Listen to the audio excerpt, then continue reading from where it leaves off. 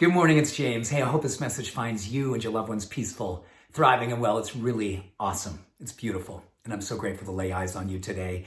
This morning, I want to talk about something that is literally thousands of years old, is getting more play these days, a lot more attention than probably it ever did, even when it was the foundation of civilization thousands of years ago. And that is Stoic philosophy. And I've talked about it a lot over these last few months because it seems so appropriate for the times that we're living in. And many of you have asked me, give me the nuts and bolts of why Stoic philosophy is so good for the times that we're living in. Well, let me just ask you a straight up question that I ask myself every day. Do I ever find myself feeling like I could easily be dimmed? The light inside of me can be dimmed by what's going on out in the world. If I pay too much attention to what's happening out there, do I find myself hurting and feeling less possible in here? Okay, if that's with you and true for you like it is for me, then you're going to love what I'm going to share with you today. This is the 4 points of Stoic philosophy as seen by Marcus Aurelius, one of the foremost Stoic philosophers. This is how he saw what he called the 4 habits that every Stoic philosopher needs to embody. And today, I just want you to say openly, I am open to having a philosophy that helps me to protect the light inside of me. I am open to having a way of leading my life that is so beautifully suspect to the world as they look at us. They say, oh my gosh, what is she on? What is he doing? What are they so peaceful about? How come they're so courageous with their convictions and how they show up for life? That's what we want people to see in us. And that's not an ego statement. That's a spiritual demonstration.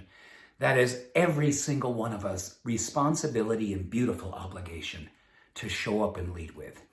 Here are the 4 tenets. Number 1, accept only what is true.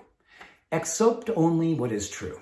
So if we're going to accept only what is true, we have to ask ourselves simple questions such as, how is this true for me? If it is, and how can I use this truth to elevate me to be more a demonstration of my truth? That is beautiful.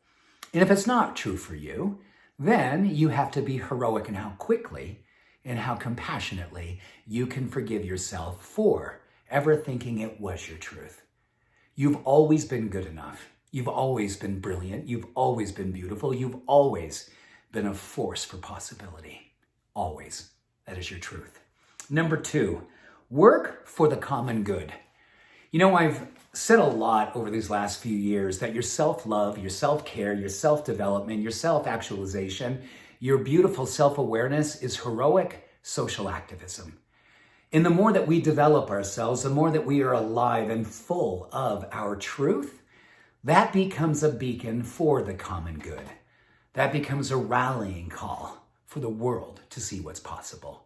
So let us please work for the common good on behalf of our loving self. Number 3, match our needs and wants with what is in our control. That one is oh my goodness, right? Only focus on what is that you can control, locus of control, Viktor Frankl, Man's Search for Meaning, one of the most powerful psychological practices that we can have in our lives today. It is way too easy to put our energy out there, think that we can control, allow what's out there to control how we're feeling and how we feel it's possible. Or do we look within ourselves and say, this is my attitude, these are my practices, this is my promise, this is my vow, this is how I will show up. This is who I am. These are the things that I can control. That is a powerful tenet. And lastly, embrace what nature has in store for you. Embrace everything that nature has in store for you.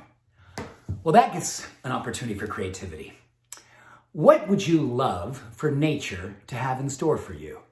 What would you love to have your life outpicture as when you gave yourself permission to trust the universe, to fully trust God, to trust the higher power, to trust nature and all of its brilliance, all of its power, all of its beauty, to have its way with you. To get out of our way, to be in a space that is the way. to get out of our way to get in the space that is in the way, that is true to our heart's knowing. We have an opportunity that was brought thousands of years ago that made many people at that time, and there was some rough times during that time, but many of the people who followed the Stoic philosophers found themselves with unreasonable peace at a time when there was so many reasons not to be peaceful. I think we're there again.